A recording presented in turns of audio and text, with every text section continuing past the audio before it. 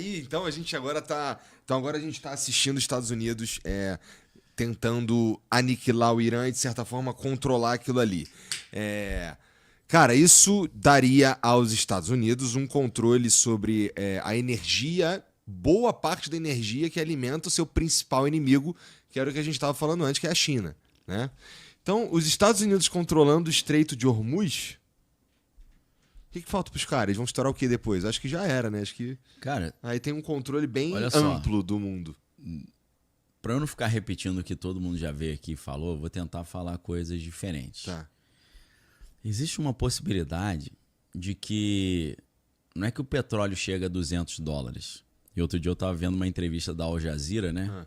Que é incrível, né? Sempre começa coisa no Oriente Médio, eu ligo a Al Jazeera e fico vendo o dia inteiro, que é uma emissora do Catar, né?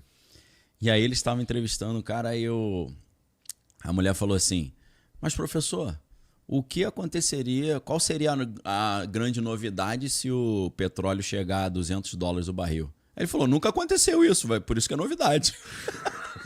Bom, tá.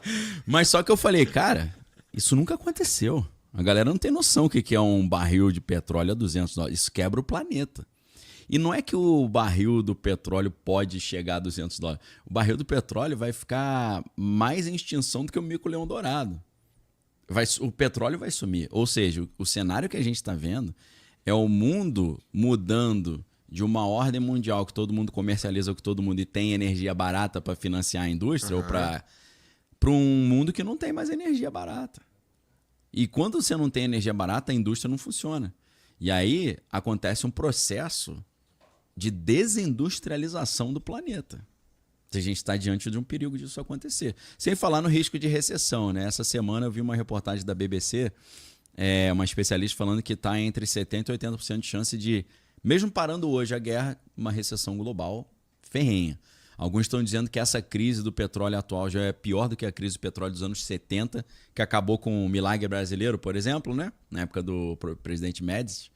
Então, a galera não tem noção. É porque os efeitos devem vir só daqui a 15 dias. A galera aqui no Brasil não tem noção ainda do tamanho do problema. Não vai ser uma marolinha, vai ser um tsunami mesmo. Cara, eu vou explicar para vocês. Ó.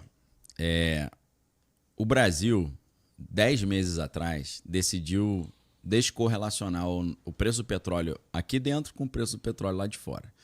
Então, num ano pré-eleição e agora no ano de eleição, 2025 e 2026, isso é legal, né? Agrada, né? Você dá uma segurada no preço do combustível, a galera... Porque se você deixar subir, incomoda, o pessoal fica chateado, ainda que não seja tua culpa. Então, existe uma defasagem de 10 meses já do nosso preço do petróleo com o preço do petróleo lá de fora. E do diesel também, principalmente do diesel.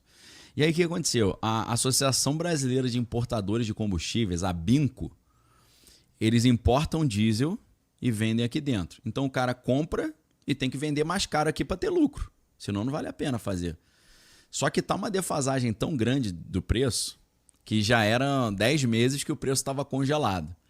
Só que o pessoal, quando congelou esse preço, não contou que ia ter um pico no preço com a guerra no Irã. Então a defasagem que era aceitável virou uma coisa desproporcional.